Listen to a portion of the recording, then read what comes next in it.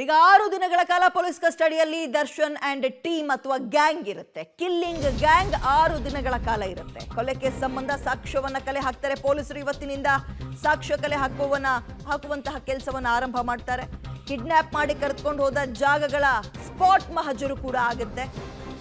ರೇಣುಕಾ ಸ್ವಾಮಿಯನ್ನ ಕೂಡ ಹಾಕಿ ಹಲ್ಲೆ ಮಾಡಿದ ಜಾಗವನ್ನ ಮಹಜರು ಮಾಡ್ತಾರೆ. ಕೊಲೆಯಾದ ಸ್ಥಳ, ಬಾಡಿ ಬಿಸಾಕಿದಂತಹ ಸ್ಥಳ, ಎಲ್ಲ ಕಡೆ ಜಾಗವನ್ನ ಮಹಜರು ಮಾಡ್ತಾರೆ. ಆರೋಪಿಗಳನ್ನ ಕರೆದುಕೊಂಡು ಹೋಗಿ ಮಹಜರನ್ನ ಪೊಲೀಸರು ಈ ಸಂದರ್ಭದಲ್ಲಿ ನಡೆಸ್ತಾರೆ.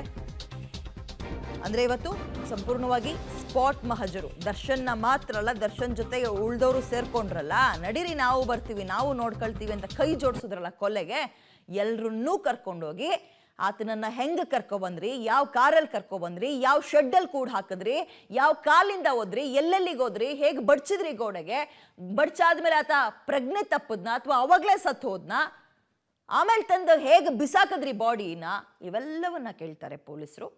ಸ್ಪಾಟ್ ಮಹಜರು ಮಾಡ್ತಾರೆ. ದರ್ಶನ್ ಸೇರಿದಂತೆ ದರ್ಶನ್ನ ಗ್ಯಾಂಗ್ ಏನಿದೆ ಆ ಇಡೀ ಟೀಮನ್ನು ಇವತ್ತು ಕರೆದುಕೊಂಡೋಗಿ ಸ್ಪಾಟ್ ಮಹಜರು ಮಾಡ್ತಾರೆ. ಒಟ್ಟು 12 ಜನ ಗಮನಿಸ್ತಾ ಇದ್ದೀರಿ. ಅದು ಯಾರೋ ರಾಘು ಅಂತೆ, ದರ್ಶನ್ ಅಭಿಮಾನಿ ಸಂಘದ ಅಧ್ಯಕ್ಷ, ಕಾರ್ತಿಕ್ ಕಾರ್ ಡ್ರೈವರು, ಹಾಗೆ ಅವರ ಆಪ್ತ ಬಳಗದಲ್ಲಿ ಗುರುತಿಸ್ಕೊಂಡಿರೋ ಮತ್ತೊಬ್ಬ ವ್ಯಕ್ತಿ ಕೇಶವಮೂರ್ತಿ ಅಂತ, ಲಕ್ಷ್ಮಣ್ ಮತ್ತೊಬ್ಬ ಕಾರ್ ಡ್ರೈವರ್, ದರ್ಶನ್ನ ಕಾರ್ ಡ್ರೈವರ್, ಹಾಗೆ ವಿನಯ್ ಅಂತ ದರ್ಶನಿಗೆ ತೀರಾ ಆಪ್ತರಂತೆ ಮತ್ತು ಉದ್ಯಮಿ ಕೂಡ ಹೌದು. ಸೊ ಹೀಗೆ ಒಟ್ಟು 12 ಜನರ ಜೊತೆಗೆ ಅವ್ರ ಗೆಳತಿ ಆಗಿದ್ದೆಲ್ಲ ಹುಡುಗಿ ಹೆಣ್ಣಿನಿಂದನೇ ಅಲ್ವಾ, ಗೆಳತಿಯೇ ಸೇರಿದಂತೆ ಪವಿತ್ರ ಗೌಡ, ಇಷ್ಟು ಜನರನ್ನ ವಶಕ್ಕೆ ಪಡೆದಿದ್ದಾರೆ. ನಿನ್ನೆ ಒಂದು ದಿನ ಜೈಲಿನಲ್ಲೇ ಕಳಿಬೇಕಾದಂತಹ ಪರಿಸ್ಥಿತಿ ಇತ್ತು. ಹೆಚ್ಚಿನ ಡೀಟೇಲ್ಸ್ ನಮ್ಮ ಪ್ರತಿನಿಧಿ ರಾಘು ನೀಡ್ತಾರೆ. ರಾಘು, ಅಭಿಮಾನಿಯನ್ನ ಕೊಂದ ಅಥವಾ ಕೊಲ್ಲಿಸಿದ ಪ್ರಕರಣಕ್ಕೆ ಸಂಬಂಧಪಟ್ಟಂತೆ ದರ್ಶನ್ ಸೇರಿ ಇಡೀ ಗ್ಯಾಂಗ್ ಪೊಲೀಸರ ಕಸ್ಟಡಿಯಲ್ಲಿದೆ. ನೆನ್ನೆ ಇಡೀ ದಿನ ರಾತ್ರಿ ಹೇಗಿತ್ತು, ಇವತ್ತು ಏನೆಲ್ಲ ಆಗೋ ಸಾಧ್ಯತೆ ಇದೆ, ಏನೆಲ್ಲ ಪ್ರಕ್ರಿಯೆಗಳನ್ನ ಪೊಲೀಸರು ಕೈಗೆತ್ಕೊಳ್ತಾರೆ, ನಿನ್ನೆ ದಿನ ಹೇಗಿತ್ತು, ಡೀಟೇಲ್ಸ್ ಕೊಡೋದಾದ್ರೆ ರಾಘು. ವಿದ್ಯಾ, ನಿನ್ನೆ ಏನು 12 ಜನರನ್ನ ಬಂಧನವನ್ನ ಮಾಡಿದ್ರು. ಬಂಧನದ ಬಳಿಕ ಒಂದಷ್ಟು ಅವರಿಂದ ವಿಚಾರಣೆ ಮಾಡುವಂಥ ಕೆಲಸವನ್ನ ಪೊಲೀಸ್ ಇಲಾಖೆ ತನಿಖಾಧಿಕಾರಿಗಳು ಮಾಡಿರುವಂಥದ್ದು. ನಿನ್ನೆ ಮೊದಲ ದಿನ ಲಾಕಪ್ನಲ್ಲೇ ದರ್ಶನ್ ಅಂಡ್ ಟೀಮ್ ರಾತ್ರಿಯನ್ನ ಕಳೆದಿದೆ. ಬಹಳ ಪ್ರಮುಖವಾಗಿ ರಾತ್ರಿ 2-3 ಬಾರಿ ಎದ್ದಿದ್ರು ಅನ್ನುವಂಥ ಮಾಹಿತಿಗಳು ಸಿಗ್ತಾ ಇರುವಂಥದ್ದು. ಅಂದರೆ ಚಿಂತಾಕ್ರಾಂತರಾಗಿದ್ದಂಥ ಕಾರಣಕ್ಕಾಗಿ ನಿದ್ದೆಯನ್ನು ಕೂಡ ಸರಿಯಾಗಿ ಮಾಡಿಲ್ಲ. 11 ಜನ ಕೂಡ ಲಾಕಪ್ನಲ್ಲಿ ಏನಿದ್ದಾರೆ ಆ 11 ಜನ ಕೂಡ 2-3 ಬಾರಿ ಎದ್ದೆದ್ದು ಕುಳಿತುಕೊಳ್ಳುವಂಥ ಕೆಲಸಗಳಾಗಿದೆ ಅನ್ನುವಂಥ ಒಂದಷ್ಟು ಮಾಹಿತಿ ಪೊಲೀಸ್ ಇಲಾಖೆಯ ಮೂಲಗಳಿಂದ ಸಿಗ್ತಾ ಇರುವಂಥದ್ದು. ಇನ್ನು ಮುಂದಿನ ಹಂತಗಳ ಬಗ್ಗೆ ನೋಡ್ತಾ ಹೋಗೋದಾದ್ರೆ, ಇವತ್ತು ಈಗ ಏನೆಲ್ಲ ಘಟನೆ ಆಗಿದೆ, ಘಟನೆಗೆ ಸಂಬಂಧಪಟ್ಟಂತೆ ಸಾಕ್ಷ್ಯಗಳನ್ನ ಕಲೆಕ್ಟ್ ಮಾಡುವಂತ ಕೆಲಸವನ್ನ ಇಂದಿನಿಂದ ಪೊಲೀಸರು ಆರಂಭವನ್ನ ಮಾಡ್ತಾ ಇದ್ದಾರೆ.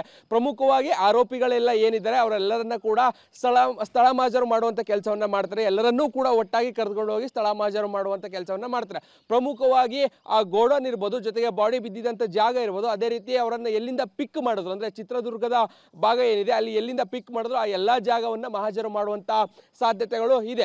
ಪ್ರಮುಖವಾಗಿ ಆ ಕೊಲೆಗೆ ಬಳಸಿದಂಥ ಒಂದಷ್ಟು ಆಯುಧಗಳೇನಿದೆ, ಅಂದರೆ ಮರದ ಪಟ್ಟಿ, ಪೀಸ್, ಈಗಾಗಲೇ ಬಂದಿರುವಂಥ ವರದಿಯ ಪ್ರಕಾರ, ಅಂದರೆ ಆರೋಗ್ಯ ಇಲಾಖೆ ನೀಡಿರುವಂಥ ಆರೋಗ್ಯ ಹಾಸ್ಪಿಟಲಿಂದ ಪಡೆದಿರುವಂಥ ವರದಿ ಏನಿದೆ ಅದರ ಪ್ರಕಾರವಾಗಿ ಆ ಕೊಲೆಗೆ ಯಾವೆಲ್ಲ ಆಯುಧಗಳನ್ನ ಬಳಕೆಯನ್ನು ಮಾಡಿದ್ದಾರೆ, ಆ ಬಳಕೆ ಮಾಡಿರುವಂಥ ಆಯುಧಗಳನ್ನು ಸದ್ಯ ಸಂಗ್ರಹ ಮಾಡುವಂಥ ಕೆಲಸವನ್ನು ಮಾಡುವಂಥ ಸಾಕ್ಷ್ಯಗಳನ್ನು ಕಲೆಕ್ಟ್ ಮಾಡುವಂಥ ಕೆಲಸವನ್ನು ಪೊಲೀಸ್ ಇಲಾಖೆ ಮಾಡುತ್ತೆ. ಪ್ರಮುಖವಾಗಿ ಘಟನೆ ಆದ ಬಳಿಕ, ಅಂದರೆ ಆತ ಕೊಲೆ ಆದ ಬಳಿಕ ಎಲ್ಲಿ ಅವನನ್ನು ಹೊಡೆದಿದ್ರು, ಎಲ್ಲಿ ಬಿಸಾಕಿದ್ರು, ಆ ಸಂದರ್ಭದಲ್ಲಿ ಎಲ್ಲೆಲ್ಲಿ ಯಾವ್ಯಾವ ಆಯುಧಗಳನ್ನು ಬಳಕೆ ಮಾಡಿದ್ರು ಅನ್ನುವಂಥ ನಿಟ್ಟಿನಲ್ಲಿ ಕೂಡ ಅದನ್ನು ಕಲೆಕ್ಟ್ ಮಾಡುವಂಥ ಕೆಲಸವನ್ನು ಇದರಿಂದ ಪೊಲೀಸ್ ಇಲಾಖೆ ಮಾಡುತ್ತೆ.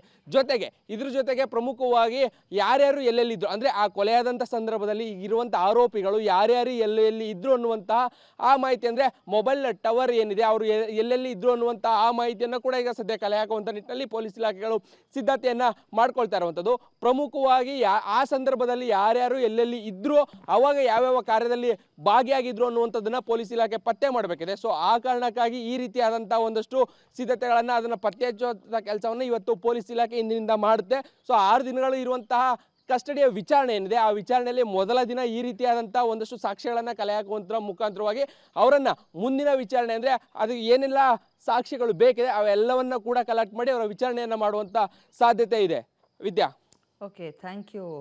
ರೇಣುಕಾ ಸ್ವಾಮಿ ಮೇಲೆ, ಅಭಿಮಾನಿ ಮೇಲೆ ಅಮಾನುಷವಾಗಿ ಹಲ್ಲೆ ಮಾಡಿದ್ರಲ್ಲ, ಅದಕ್ಕೆ ಬರೀ ಕೈಯಲ್ಲಿ ಹೊಡೆದಿಲ್ಲ, ವೆಪನ್ಗಳನ್ನು ಬಳಸಿದ್ದಾರೆ. ಆ ವೆಪನ್ಗಳನ್ನೆಲ್ಲ ಬೇರೆ ಬೇರೆ ಕಡೆ ಬಿಸಾಕಿದಾರಂತೆ ಆರೋಪಿಗಳು. ಬಿಸಾಡಿರೋ ಮಾರಕಾಸ್ತ್ರವನ್ನ ವಶಕ್ಕೆ ಪಡೆಯೋಕೆ ಪೊಲೀಸರು ಸಿದ್ಧತೆ ಮಾಡ್ತಾರೆ ಇವತ್ತು.